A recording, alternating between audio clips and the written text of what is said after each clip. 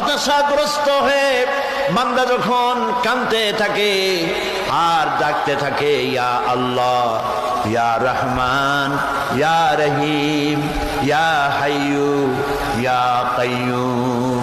একটুখানি তাহাজ্জুদে ওঠেন, গভীর রাত্রে ঘরের সবাই যখন ঘুমানো, আপনি তখন উঠুন, উঁচু করে একাকী রুমের ভিতরে ঢুকে তাহাজ্জুদের নামাজ আদায় করে চোখ বন্ধ করে যদি ডাকতে থাকেন মধুর সুরে, ইয়া আল্লাহু, ইয়া রহমানু, ইয়া রহিমু, ইয়া হাইয়ু, ইয়া কাইয়ুম।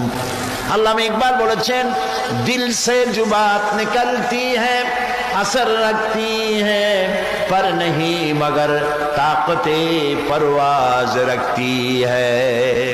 দিল থেকে যে কথা উচ্চারিত হয়, মুখের কথা আর মনের কথা ভিন্ন রকম।